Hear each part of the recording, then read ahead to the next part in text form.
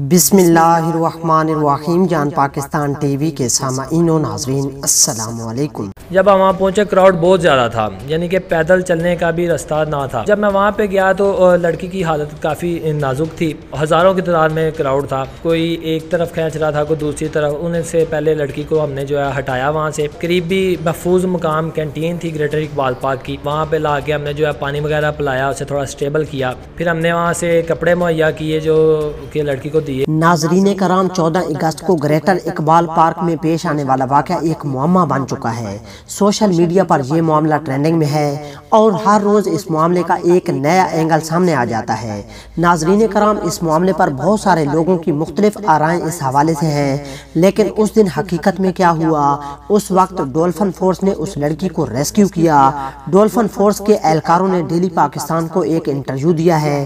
Dolphin force کے اہلکار زمان جو ڈولفن میں بطور آفیسر ہیں، ان کا کہنا تھا کہ ہمیں سیکٹر انچارج کی جانب سے ایک کال موصول ہوئی کہ گریٹر اقبال پارک میں کچھ اوباش نوجوان ایک لڑکی کو ہراساں کر رہے ہیں۔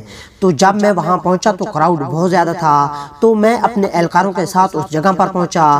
میرے اہلکار اور ساتھ کچھ پرائیویٹ لوگ اس جگہ پر لوگوں کو منتشر کرنے میں ہماری مدد کرتے رہے۔ عوام کو منتشر کرنے کے بعد ہم نے اس لڑکی کو ریسکیو کیا۔ اس لڑکی کی حالت بہت ہی نازک تھی۔ ہم قریب ہی ایک کنٹین پر اس لڑکی کو لے آئے، وہاں پر لا کر ہم نے اس لڑکی کو پانی وغیرہ پلایا، پھر ہم نے ایک لڑکے سے قمیض لے کر اس لڑکی کو پہنائی، پھر ہم تقریباً 10 سے 15 منٹ تک رکے جب تک کہ وہ لڑکی سٹیبل حالت میں نہ آ گئی۔ اس کے بعد SHO لاری اڈا وہاں کنٹین پر آئے، ہم نے پھر لڑکی کو ان کے حوالے کر دیا اور پھر ہم وہاں سے موو آن ہو گئے۔